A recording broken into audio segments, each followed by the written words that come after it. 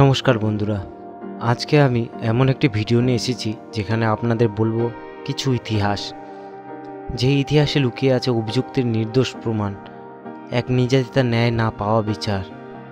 কলকাতা আরজিকর কাণ্ডে নৃশংস খুনের ঘটনা এখন সর্বত্র ছড়িয়েছে। রাজধানী থেকে রাজ্য, রাজ্য থেকে দেশ, দেশ থেকে গোটা বিশ্বে চলছে বিক্ষোভ। সবার মুখে একটাই কথা, নির্যাতিতার বিচার চাই। এই ঘটনা আমাদের মনে করিয়ে দেয় এমন কিছু কিছু ঘটনার কথা যেখানে না বলা কিছু মানুষের অবিচার লুকিয়ে রয়েছে। তবে আজকের এই ফ্যাক্ট ভিডিওটি শুরু করার আগে আমার চ্যানেলটিকে সাবস্ক্রাইব করো এবং আমাকে সাপোর্ট করো। আর হ্যাঁ, অবশ্যই আজকের ভিডিওটি সম্পূর্ণ দেখবে।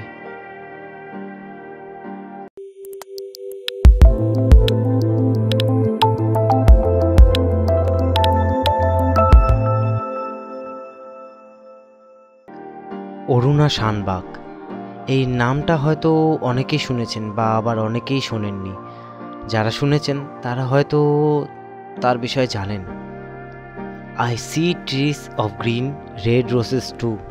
I see them bloom for me and you. And I think to myself, what a wonderful world. কেন এই প্রবাদটি বললাম? কারণ আছে। এই প্রবাদে লুকিয়ে আছে অরুণা শানবাগের জীবনের সেই মুহূর্ত, যে মুহূর্তে নিজের পুরোটা জীবন মানুষের জন্য উৎসর্গ করতে চেয়েছিলেন অরুণা। কিন্তু সময়ে বা বিধাতা হয়তো তার ভাগ্যে অন্য কিছু লিখে রেখেছিলেন। কর্ণাটক, 1948 সালের 1 অগস্ট অরুণা শানবাগের জন্ম হয় কর্ণাটকের হলদিগ্রামে। অরুণা তার জীবনের বাকি সময়টুকু মানুষের সেবায় উৎসর্গ করতে চেয়েছিলেন বলেই কিং এডওয়ার্ড মেমোরিয়াল হসপিটালে নার্স হিসাবে কাজ শুরু করেন। তবে তার এই কাজ যেন তার জীবনে কাল নিয়ে এলো। এক সাংবাদিক পিঙ্কি বিরানি চেষ্টার পরেও মেলেনি কোনো সুরাহা। এই পিঙ্কি বিরানিকে তার ভিডিও শেষে জানতে পারবেন। অধিকাংশ হাসপাতালে এই ঘরের অপ্রতুলতার কারণে নার্সদের নৈমিত্তিক পোশাক বদলানোর জন্য পৃথক ও স্বাধীন কোনো কামরা থাকে না। আজ থেকে 51 বছর আগে KM হাসপাতালেও বলা বাহুল্য ছিল না। বেসমেন্টে একটি পরিত্যক্ত ঘর ছিল, বেশ বড়সড়, যেখানে পশুদের সার্জারি করা হতো। নার্সমেয়েরা সেটিকে তাদের চেঞ্জিং রুম বানিয়ে নেয়। রোজকারের মতো সেদিনও ডিউটির পর বিকালবেলা ইউনিফর্ম বদলাচ্ছিলেন অরুণা। হাসপাতালে সুইপার সোহনলাল ভর্তা বাল্মীকির বেশ কিছুদিন যাবৎ নজর ছিল অরুণার উপর।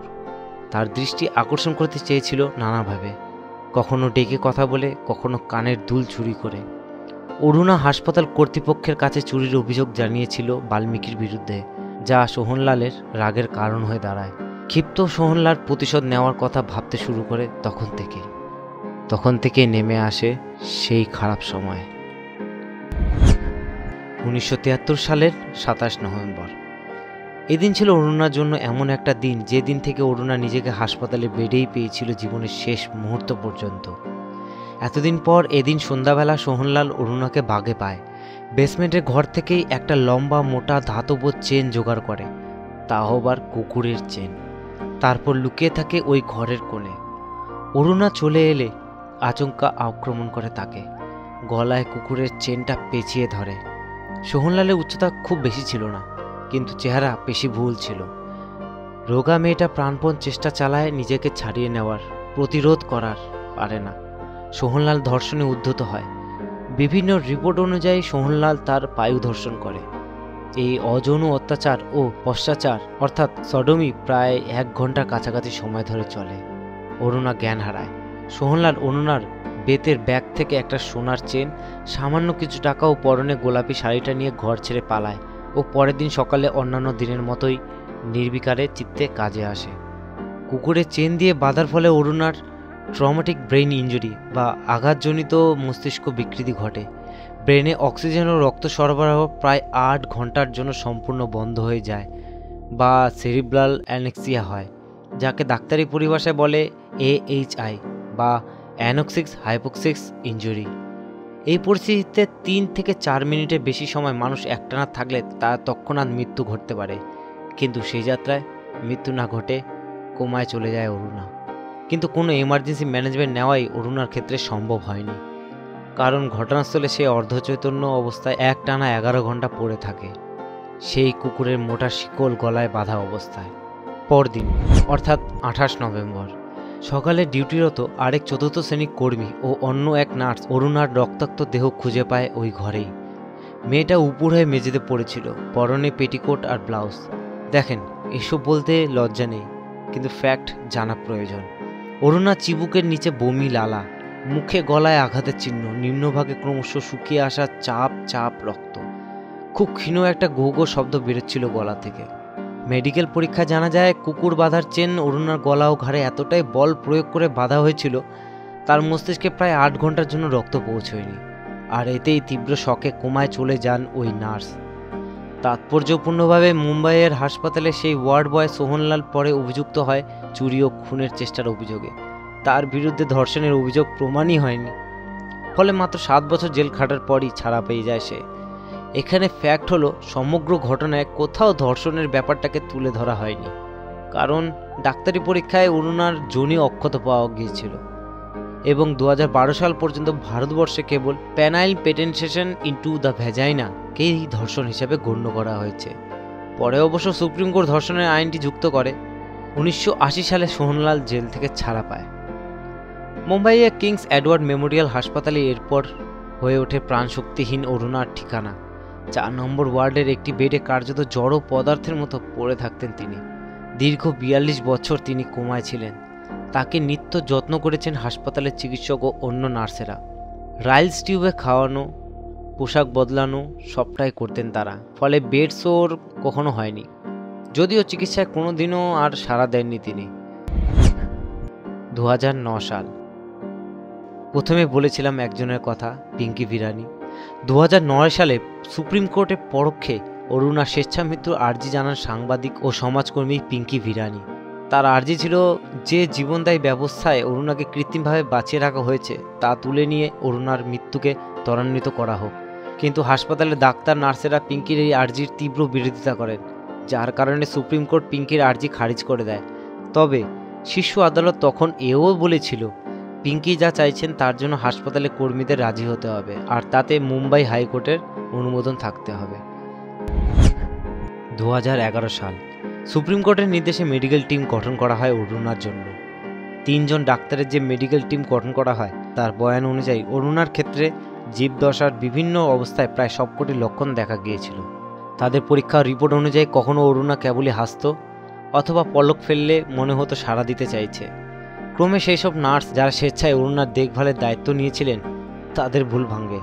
তারা বোঝে অরুণা আসলে কিছুই দেখছে না, শুনছে না। অরুণার তীব্র চিৎকার অন্যান্য ওয়ার্ড থেকে শোনা যেত। মাঝে মাঝে কেবল এক নাগাড়ে জল পড়তো চোখের কোণ বেয়ে। অরুণা মলমূত্র বিছানাতে ত্যাগ করত। অরুণার দাঁত একে একে ক্ষয়ে যাচ্ছিল। হাড় এতটাই ভঙ্গুর হয়ে যাচ্ছিল যে ন্যূনতম আঘাতেও ভেঙে যেতে পারত। অরুণার 2টি কবজি ও 2টি হাঁটুই বরাবরের জন্য আড়ষ্ট হয়ে গিয়েছিল। হাতের আঙ্গুলে বিকৃতি ঘটেছিল, ফলত নখ বেশি বেড়ে গিয়ে থাকলে তালুতে গেঁথে যেতে পারত ও সেখানে আলসার দেখা দিতে পারত। নার্সদের নিয়মিত শুশ্রূষা করতে হতো এসবের। তারা এতটাই নিষ্ঠার সঙ্গে অরুণার সেবা করতে যে 42 বছর বিছানায় অতিবাহিত করার পরেও তার শরীরে কোনো বেড সোর চোখে পড়েনি, এমনকি কোনো ফ্র্যাকচারও না। অরুণার 50 বছর জন্মদিনে পিঙ্কি ভিরানি তাকে নিজের লেখা বই অরুণার স্টোরি দেখাতে যায়। আর 60-এর জন্মদিনে গিয়ে দেখে অরুণার একটি দাঁত ভেঙে বিছানায় পড়ে আছে এবং মুখ থেকে অনবরত একটা ক্ষীণ শব্দ বেরিয়ে আসছে। প্রসঙ্গত, অরুণার ক্ষেত্রে গলার খাবার, জল আর সামান্য কিছু ওষুধ ছাড়া অন্য কোনো পদ্ধতির প্রয়োগ করা হয়েছিল বলে জানা নেই। নিউমোনিয়ায় ভুগে 2015-র 18 মে মৃত্যু হয় অরুণার। তার মৃত্যুর আগ পর্যন্ত আত্মীয়রা পাশে ছিলেন না।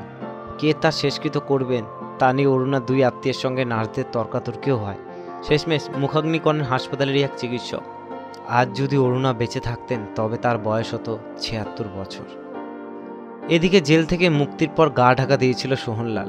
কেইএম হাসপাতালে ওয়ার্ড বয়দের সঙ্গে কথা বলে সোহনলাল সম্পর্কে কিছু তথ্য পেয়েছিলেন অরুণার সাংবাদিক বন্ধু পিঙ্কির দাবি ছিল ওই ঘটনার পরে সোহনলাল দিল্লি চলে যান, নিজের পরিচয় বদলে অন্য হাসপাতালে কাজ নেন। পরে মারাঠি কাগজের এক সাংবাদিক তার খোঁজ পান গাজিয়াবাদের পারপা নামে এক গ্রামে। সোহনলাল নাকি সেই গ্রামে মজুরের কাজ করতেন।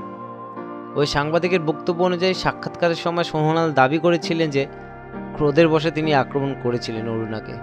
এই দেখুন সেই ভিডিও যেটিতে উনি স্বীকার করেছিলেন।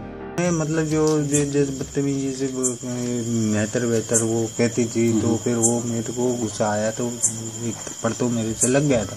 वो गिर गई थी, गिरने के बाद फिर वो बेहोश हो गई थी, तो मैं भाग गया था। भागने के बाद मतलब जो फिर मैं सवेरे फिर मैं पूना को चला गया। अगर जो मैं रेप करता तो फिर मेरे ऊपर कलम नहीं लगती उसकी, तो उसमें सजा नहीं होती मेरे को। जब मैंने किया ही नहीं तो फिर वो काई की मेरे ऊपर। और जबकि डॉक्टरों मैंने मतलब जो চেকআপ किया है। যদিও কখন কিভাবে তিনি এই ঘটনাটি ঘটেছিলেন তা মনে করতে পারেনি সোহনলাল। ধর্ষণের কথাও অস্বীকার করেন তিনি, বলেছিলেন আপনারা ওই ঘটনাকে ধর্ষণ বলছেন কেন সেটাই বুঝতে পারছি না। আরে বাহ, কথায় আছে চোরের মায়ের বড় গলা। দেখুন, যেখানে আমাদের শীর্ষ আদালত তাকে শুধু চুরির জন্য জেলে পাঠিয়েছিল, সেখানে আমরা কখনো তাকে দোষী বা সেই ধর্ষণের জন্য অভিযুক্ত আর বলতে পারি না, যেহেতু সেটি প্রমাণ হয়নি। কিন্তু যারা যারা জানতেন ঘটনাটি ঘটেছিল তারা ঠিকই জানেন যে দোষ কে করেছিল, অপরাধী কে ছিল। অরুণার উপর হওয়া নৃশংসতার 51 বছর পেরিয়ে গিয়েছে। সেই ঘটনার সাক্ষী অনেকে এখন আর বেঁচেও নেই, আবার অনেকে বেঁচেও থাকতে পারে। তবে আরজিকর কাণ্ডের পর অরুণার প্রসঙ্গ অনেকেই মুখে উঠে এসেছে। অনেকেই বলেছেন ডাক্তার নার্সদের নিরাপত্তার অভাবেই শরীর মন ভাঙা অত্যাচার হয় অরুণার উপর। জীবিত থেকেও তার হাল ছিল মৃতের মতো। আর আরজিকরের নির্যাতিতা খুন হয়েছেন নাকি মারা গিয়েছেন, প্রশ্ন উঠেছে। 50 বছর পর কি পরিস্থিতি আদৌ বদলেছে নাকি বদলাবে না? তবে বন্ধুরা, আজকের ভিডিওটি আমি অনেক তথ্য জোগাড় করে বানিয়েছি। একটা রোমহর্ষক ঘটনা। আমাদের ইতিহাসে এমন অনেক ঘটনা থাকে যেখানে একজন নির্দোষ শাস্তি পায়। আশা করি আপনারা আমাকে সাপোর্ট করবেন এবং আমার এই ভিডিওটি আপনাদের খুব পছন্দ লাগবে। আর নিচে দেওয়া সাবস্ক্রাইব বাটন আছে, তাকে ক্লিক করুন, এতেই আমার সাপোর্ট হবে। টাটা।